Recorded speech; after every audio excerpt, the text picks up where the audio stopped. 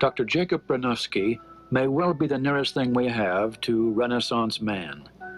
He's a mathematician, a poet, historian, playwright, and a philosopher of science, as well as an authority on the poetry of William Blake.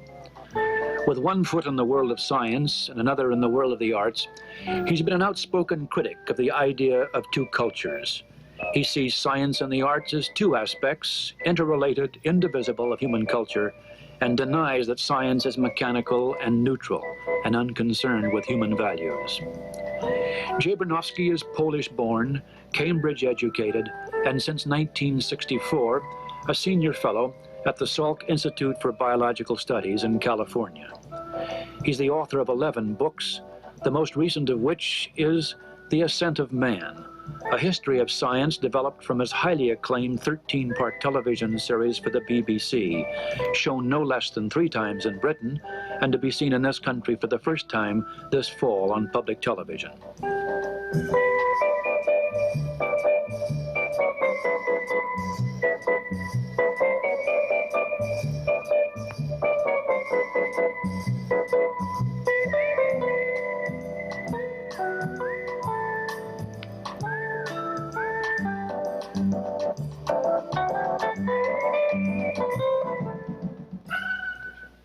Dr. Bronowski, as a mathematician, how do you respond to those who say to you, I suppose, at dinner parties, I never had a head for numbers, I'm more interested in people?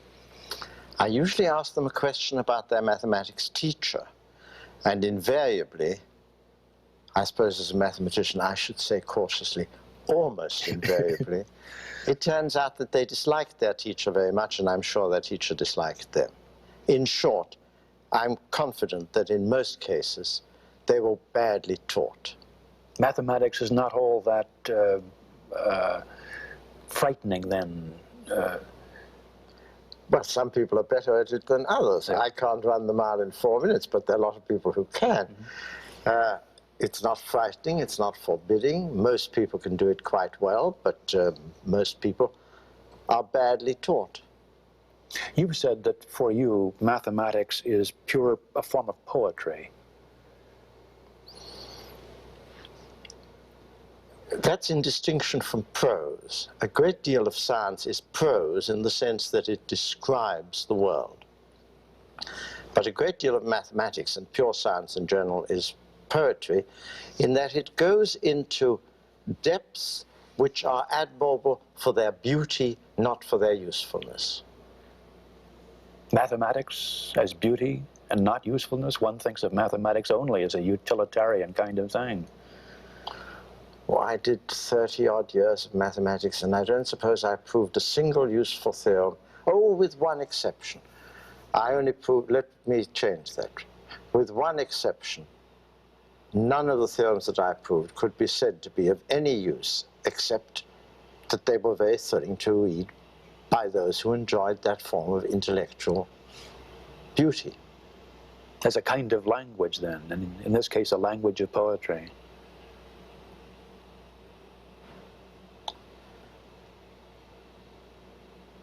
Let me quote any poem at random. Shall I compare thee to a summer's day? Thou art more lovely and more temperate, begins one of the later sonnets of Shakespeare. That's a statement that has no possible application. It's moved hundreds of thousands, no doubt millions of people. It's expressed with an exactitude which has all the hallmarks of mathematics. That is, thou art more lovely and more, what comes next, what comes next? Temperate. Why temperate? Wonderful description of a woman. Well, most of mathematics is like that. You said that mathematics to you has always been visual. I've always thought of mathematics, of course, as adding up a column of figures to over-dramatize the point. But I hadn't thought of mathematics as being visual. I see you have been even worse taught than most of my dinner neighbors. Indeed I have. The beginning of mathematics, certainly of mathematical proof, in Greece, in 6th, 5th century BC, is entirely concerned with geometrical figures and their relations to numbers. The oldest theorem that we know, and the theorem that you certainly know, the theorem of Pythagoras about the right-angled triangle, is marvelous because it is able to relate the right angle, which is a geometrical idea, to the numbers which make up the triangle. Now, it's that relation in the world which makes mathematics such a powerful tool, because most of the time we don't want to know about numbers, but about configurations. That's particularly true today. Particularly now, almost all scientific concepts are concepts of configuration. Let me give you a terribly simple instance. If you take an ordinary pencil and write with it, it writes because the pencil lead rubs off on the page, because the atoms on it are arranged in parallel layers and slide over one another. Those are carbon atoms. They are exactly the same atoms as make up a diamond. Why, by contrast, is a diamond the hardest natural substance in the world? Because in the diamond, the same carbon atoms are locked in rings and interlocked in such a way that they become immovable. That's what mathematics has to say about nature, and that's why it is geometrical, particularly in modern science. Is this the relationship then that science has to the arts? Because I know that you feel that that relationship does in fact exist. You've just described a bit of science that comes very close to being art, if it is not art. But if you're talking about mathematics, then it's all closely related to the arts. Indeed, in England, you can take mathematics as a university course, either as an art subject or as a science subject in most universities for that reason. Yes, indeed, as soon as you're dealing with natural configurations, the main interest of which is their interrelation, the way they lock and knead together, then you are in the field of the arts. You are looking for exactly the same thing that the arts are, except that you are looking for it in impersonal nature instead of in personal relations.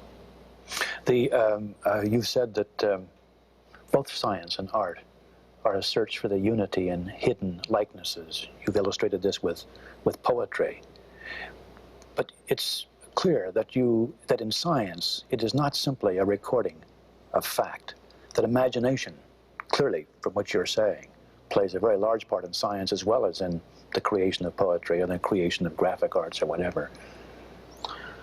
The remark about unity and variety, by the way, I took from Coleridge, a poet, who took it from Pythagoras, a mathematician. Where does fact end? Where does imagination begin?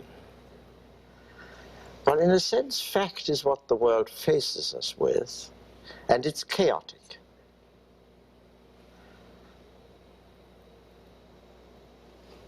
We are surrounded in nature by a multitude of phenomena in which, if order exists, it certainly does not display itself. It is when human beings enter into that they ask themselves, where is the trail through this chaos? And the trail is called science, if we are talking about inanimate nature. But if we are talking about animate nature, about living things and their personal relations, then the trail is called literature or drama or cinema. But in each case, what I, the scientist, you, the reader, get out of the theorem or the book is a series of landmarks which say, follow these steps and you will see that there is a hidden unity, what I've called a trail, in the variety of nature. Now, finding that requires imagination. That's not displayed for you in the open book of nature or in the hidden book of human motives. Why does it require imagination Wouldn't a scientific analysis, to use a cliche, wouldn't that disclose the hidden trail in, for example, inanimate objects? But you're employing a different part of the mind, the imagination, making guesses, hunches. I wonder if I could use the analogy of personal relations, that is animate nature, before going on to inanimate nature. Most people understand their motives and those of people close to them pretty well. But as soon as they begin to ask themselves, what were the motives of Brutus in taking part in the murder of Julius Caesar? What were the motives of Cleopatra in both encouraging Mark Antony and betraying him? They come into an area of guesswork in which they grope. They all bring some understanding to that. But the reason why they prefer to read Julius Caesar and Shakespeare or Antony and Cleopatra is that they become aware of the fact that not only is the language more beautiful, but the analysis of motives that Shakespeare brings to it is immensely more powerful and rich. You have a realization that you're not reading some reach-me-down psychoanalyst off Madison Avenue. You're reading somebody to whom the motives of the heart are home. Such a person is a great imaginative artist. He feels himself into the situation of others. Now translate that analogy to the men who first understood what makes a pencil write and the diamond hard, who are people that I happen to know. One was Lawrence and William Bragg, the other was Desmond Bernard. One of them is still alive, the other two are dead. They were all wonderful people. But their imaginative insight into the possibilities of nature, the experiments which they then arranged to see which of their guesses was right and which was wrong, that's what made them great scientists. You were born at a time when science was really coming into its own in the early part of this century. Einstein, I guess, had published his theory of relativity, what, in 1905, just before you were born, as a matter of fact. Were you influenced by this in your early years to take up mathematics and ultimately science? Or were you at all affected by what was happening? I was influenced by the life of people like Einstein in two ways. Both of them interesting in different ways. First of all, you're right in saying that my family and I were influenced by the great reputation that he and other scientists had by the time of the First World War, to consider that a career in science was a very proper vocation for a poor ghetto boy to follow. In that sense, I became a scientist, or I suppose, much as Yehuda Menuhin became a violinist. His father thought that there was a good living in it, and moreover, he had immense talent. Let's never suppose that you start with being able to make a living at it. But then in my middle life, another great event in which Einstein was involved took place. You see, I was at Cambridge from 1927 to 1933, and that was a time of enormous advance in the new science of quantum physics. That was very exciting for all of us. But just towards the end of that period, Hitler came to power in Germany. And those of us like myself, who in fact had not stayed behind in Germany, I left Germany as a boy of 12, those of us who had only known at a distance that this threat was rising over Germany, we were of course absolutely prostrate. I at that time was editing an undergraduate magazine. A literary magazine, was it not? A literary magazine, quite right. And I felt that I and my fellow scientists had let Europe down. I felt that for Germans to be able to say that Einstein was some kind of monster, on the one hand because he was Jewish and socialist, and on the other hand because he wrote a kind of physics which was unacceptable to old-fashioned pan-Germans. I thought that was a betrayal of the human spirit, but I thought that that betrayal had been perpetrated not by people like Hitler, who were maniacs, monomaniacs, and not even by the Germans who elected them. It had been perpetrated by us who had failed to persuade the German nation that great, human, kindly men whose intellectual power was matched by their emotional depth were in science. And Einstein was one of them. Everyone who knew Einstein knew that he was a marvelous personality. For him to be portrayed as a kind of circumcised rat was ghastly. So in 1933, for the first time, I began to write about science for popular audiences. That's over 40 years ago. And in a way, it's what brings me talking to you now, because I've never given up, though I would never even have thought of going into it had the terrible example of Hitler and Einstein not brought me up short. I wanted to carry you a bit further back, Dr. Bronowski, to the time when you first came to England. You had been born in Russia or Poland, what is now Poland, but was then Russia, is that right? It was Russia when I was born. Yes, and then to Germany, as you said, at the time of World War I. At the end of World War I, 1920.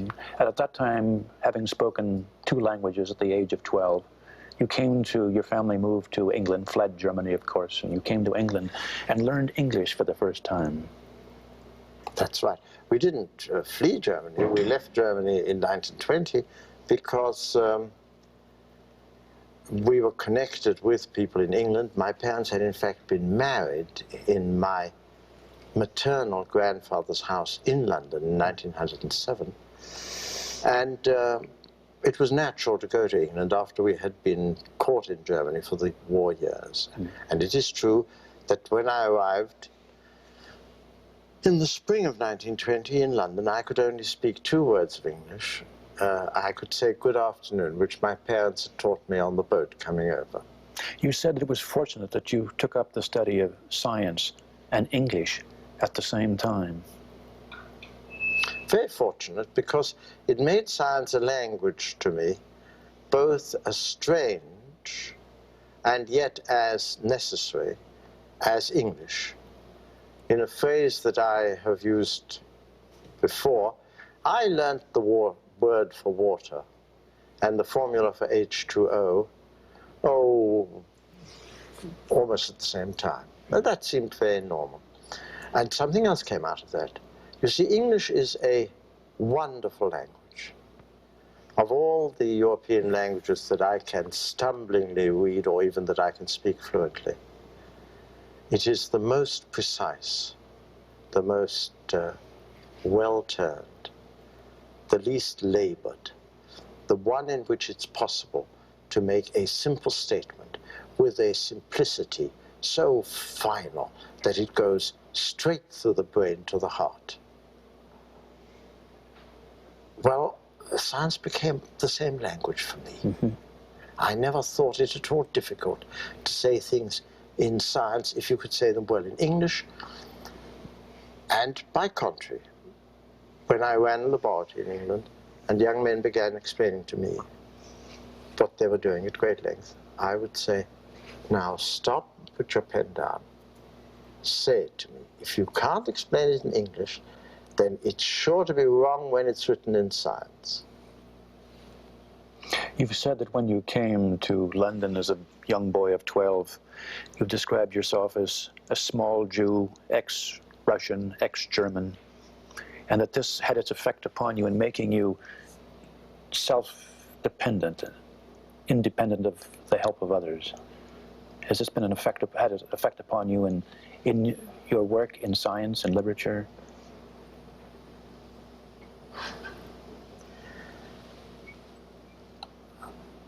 I think I am rather insensitive to the opinions of other people. In personal relations, that's a handicap to me.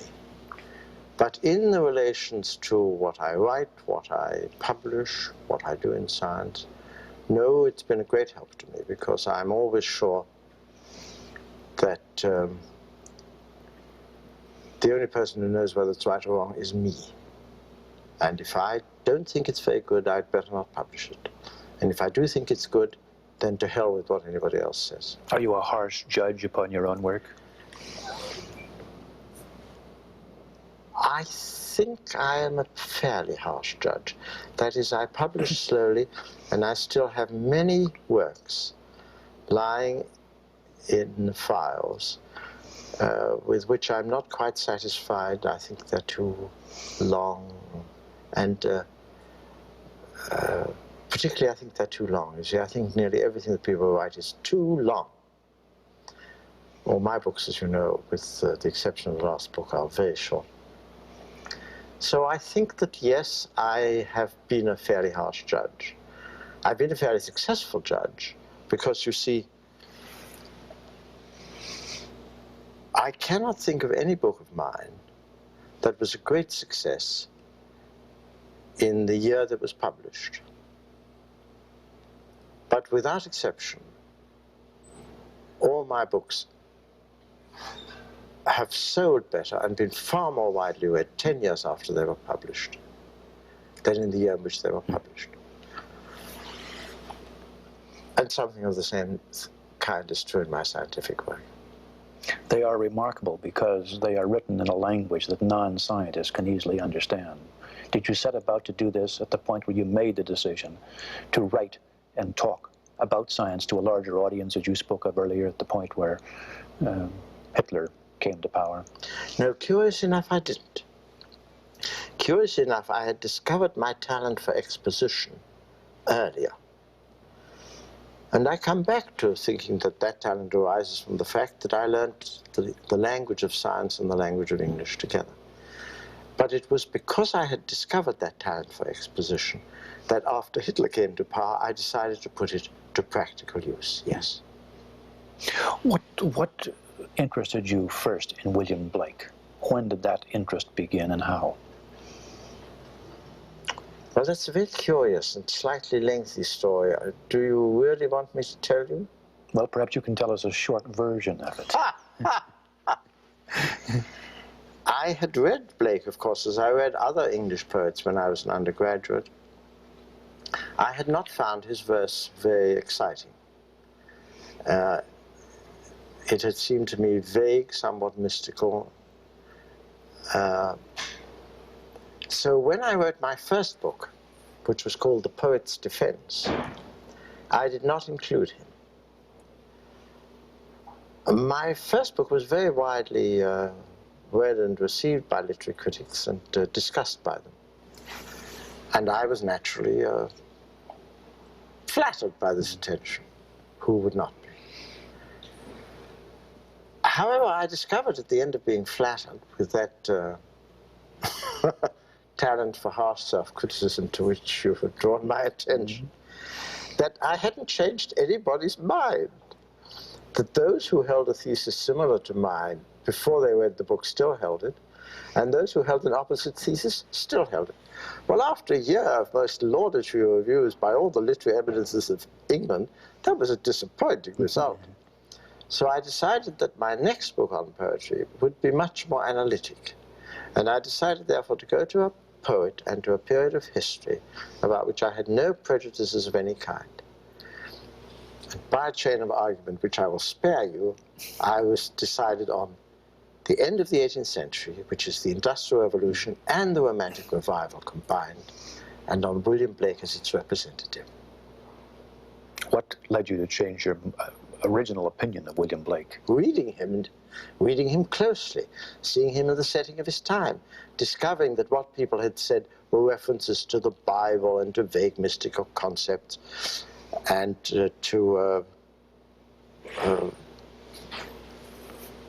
fantasies by Robert Flood and other mysterious authors, were nothing of the kind. That most of the time Blake read the daily newspaper, was deeply involved in the life of his times, looked at the cartoons of Gilroy, and was embroiled in the politics of the years from 1776 to, well, at any rate, to 1800 or so. Now, those politics are very powerful, because the first was the American Revolution, and the second was the English Revolution. That's the Industrial Revolution. And the third was the French Revolution and the Napoleonic Wars. And that's why when my book about him has been published in this country, it's been called, not as it was called in England, William Blake, A Man Without a Mask, but William Blake and the Age of Revolutions. Do you find that what he said for his time is appropriate for our time? It's exactly for that reason that I found him so fascinating, and that people now do. Since I wrote my book 30 years ago, he has, of course, become a favorite poet, but not because I wrote about him, because everybody recognizes that he speaks from his age to ours, that like every great poet, what he says is eternal because it's timely in his time and wakes an echo in ours. Thank you very much.